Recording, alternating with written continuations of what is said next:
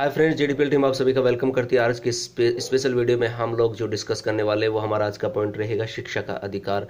देखिएगा, ये टॉपिक हमारे लाइफ से रिलेटेड भी है, बहुत इंपॉर्टेंट है। हमें मालूम होना चाहिए कि आखिरकार शिक्षा का अधिकार क्या होता है और इससे रिलेटेड किस तरह के क्वेश्चंस आते हैं और उसके बारे में हम लोग डिस्कस करेंगे इस वीडियो में। आई होप ये वीडियो आपके लिए मददगार साबित होगा। अगर ऐसा होता है तो इसे लाइक करना ना भूलें, अपने फ्रेंड्स के साथ शेयर करना ना भूलें और हमारे यूट्यूब चैनल जेडीपीएल कि ज़्यादा से ज़्यादा वीडियोज़ के अपडेट का लाभ उठाने के लिए हमारे यूट्यूब चैनल जेडीपीएल को सब्सक्राइब करना ना भूलें।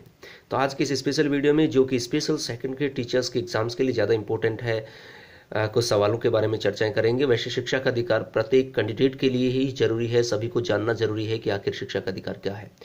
तो किस तरह के सवाल आते हैं, हम बात करते हैं इसी के बारे में। देखिएगा, सबसे पहली बात करें तो हम यहाँ सबसे पहले बात करते हैं 86वां संविधान संशोधन अधिनियम 2002 के बारे में डिस्कस करेंगे। इससे पहले बताएं कि राज्य की जो नीति निदेशक तत्व हैं उनके तहत अनुच्छेद 45 में राज्यों को यह निर्देश दिया गया था कि राज्य संविधान के प्रारंभ से 10 वर्ष की अवधि के भीतर सभी बालकों को 6 वर्ष की आयु पूर्ण करने तक आरंभिक बचपन की देखभाल, निःशुल्क और अनिवार्य शिक्षा देने के लिए उपबंध करने का प्रयास करेगा। किंतु आजादी के काफी वर्षों के बाद भी इस पर एक पूरी तरह से यानी कि इस लक्ष्य को प्राप्त नहीं किया जा सका। तो इसके तहत तो कहने का मतलब आगे 1986 में राष्ट्रीय शिक्षा नीति की बात करें, एनपी की उद्घोषणा के बाद इस उम्र सीमा के बच्चों को शिक्षित करने की प्रक्रिया को थोड़ी गति मिली, लेकिन वांछित परिणाम नहीं मिल पाया। तो बात करते हैं सबसे पहले 86वां संविधान संशोधन अधिनियम 2002 क्या है, क्योंकि इंपोर्टेंट है।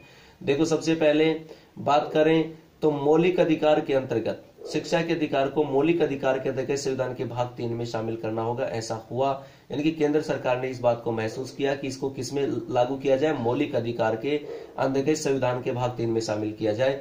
इस संदर्भ में 86वां संविधान संशोधन अधिनियम 2002 लाया गया। अब बात करें तो इसका जो है भाग 3, अब इंपॉर्टेंट तथ्यों की बात करें तो भाग 3 क्या, मूल अधिकार।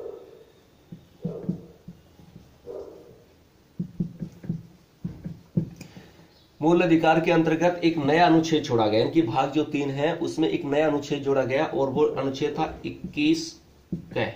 कौन सा था? 21 क। टू बी क्लियर, अनुच्छेद 21 क शिक्षा का अधिकार। ये क्या है? अनुच्छेद जो 21 क है वो शिक्षा का अधिकार है।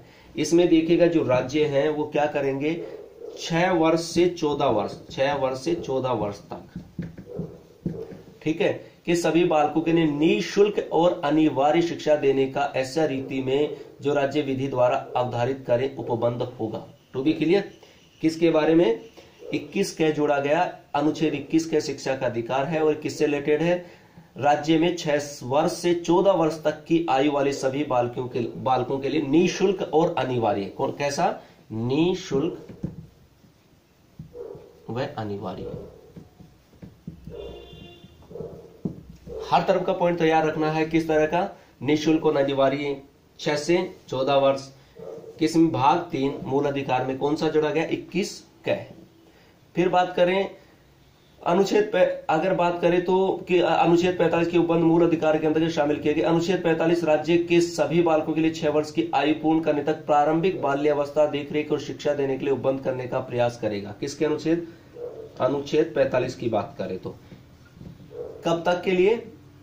6 वर्ष की आयु तक। कब तक? 6 वर्ष तक की आयु। टू बी क्लियर गाइस, तो पहला तो है 21 क में तो क्या जोड़ा गया? 6 वर्ष से 14, और 45 में क्या है? 6 वर्ष की आयु पूर्ण करने तक प्रारंभिक बाल्य अवस्था। वो कौन सी अवस्था मानी जाती है? प्रारंभिक बाल्य अवस्था, देख रेख शिक्षा के लिए, ठीक है। फिर एक और आता है अनुच्छेद 51 क। कौन सा? अनुच्छेद 51 क के बारे में बात करते हैं। 51 क, अनुच्छेद 51 क, और इसमें भी कौन सा? ट की बात करें तो माता पिता संरक्षक हैं। इसके तहत जो 6 वर्ष से 14 वर्ष की आयु करने वाले बालक या प्रतिपाले के लिए शिक्षा के अवसर प्रदान करे, ऐसा वर्णन है। तो सबसे ज्यादा इंपॉर्टेंट कौन सी बात है? सबसे पहला तो 86वां संविधान संशोधन अधिनियम 2002 में लाया गया, और बात करें अनुच्छेद 21 क शिक्षा का अधिकार, इसमें जोड़ा गया। भाग 3 मूल अधिकार। टू बी क्लियर, ये पॉइंट आपको याद रखने हैं। अब एक इंपॉर्टेंट पॉइंट और है, क्या है? निःशुल्क वाला, यानी कि निःशुल्क व अनिवार्य शिक्षा का अधिकार।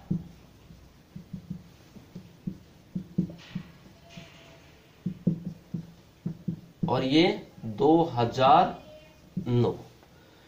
देखिएगा, बात करें तो 1 अप्रैल से, क्या 1 अप्रैल 2009 बहुत इंपॉर्टेंट है। 1 अप्रैल 2009, ओ सॉरी माफी चाहता हूं, 1 अप्रैल 2010, 1 अप्रैल 2010 2009 यहां पर है। ये अधिनियम का नाम है निःशुल्क व अनिवार्य शिक्षा का अधिकार 2009। और अब बात करें 1 अप्रैल 2010 के बारे में, तो निःशुल्क व अनिवार्य शिक्षा का अधिकार अधिनियम जो कब था, 2009 में आया था, लागू हो गया। अर्थात 2009 में आया और लागू कब हो गया, 1 अप्रैल 2010 को लागू हो गया। ठीक है, क्या 1 अप्रैल 2010 से निःशुल्क व अनिवार्य शिक्षा अधिनियम लागू हो गया, जो कब आया था, 2009 का, यानी कि निःशुल्क व अनिवार्य शिक्षा का अधिकार 2009 जो है वो संपूर्ण देश में लागू कब हो गया, 1 अप्रैल 2010 को। किसको छोड़ के, J&K यानी कि जम्मू कश्मीर को छोड़ करके। ये बात इंपॉर्टेंट है, किसको छोड़ करके, जम्मू कश्मीर को छोड़ करके, बाकी सब जगह लागू हो गया। To be clear. और भारत शिक्षा को बच्चों का मौलिक अधिकार घोषित करने वाला विश्व का 135वां देश है। कौन सा देश है, 135वां देश है। बात करें अगर आगे, तो राजस्थान में शिक्षा का अधिकार अधिनियम 2009 की धारा 38 द्वारा प्रदत्त शक्तियों का प्रयोग करते हुए राजस्थान ने इस अधिनियम के प्रावधानों की क्रियान्वयन के लिए राजस्थान निःशुल्क और अनिवार्य बाल शिक्षा का अधिकार नियम 2011 निर्मित कर 29 मार्च 2011 को अधिसूचित किया। ये बात भी हमें इंपॉर्टेंट है, जो याद रखना है। अब एक इंपॉर्टेंट बात और करें तो कक्षा 1 से 8 तक 6 से 14 वर्ष के आयु वर्ग के बच्चों के लिए अनिवार्य निःशुल्क शिक्षा का प्रावधान किया गया है। ये बात हमें नोटिस में रखनी है। तो ये 4-5 पॉइंट हैं जो ज्यादा इंपॉर्टेंट है। अब बात करते हैं 1-2 सवालों की, किस तरह से सवाल आते हैं। अगर सवाल पूछ लिया जाए कि निःशुल्क एवं अनिवार्य बाल शिक्षा का अधिकार अधिनियम 2009 का विस्तार किस राज्य में नहीं है, तो अभी हमने बात की थी कि 1 अप्रैल 2010 को सब जगह लागू हो गया, किसको छोड़कर, J&K को। तो कहां पर लागू नहीं है, जम्मू कश्मीर में। तो निःशुल्क एवं अनिवार्य बाल शिक्षा का अधिकार अधिनियम 2009 है, उसका विस्तार किस राज्य में नहीं है, जम्मू कश्मीर में नहीं है। To be clear. फिर बात करें प्रारंभिक शिक्षा में कक्षा सम्मिलित है। हमारा सवाल है प्रारंभिक शिक्षा में कक्षा सम्मिलित है।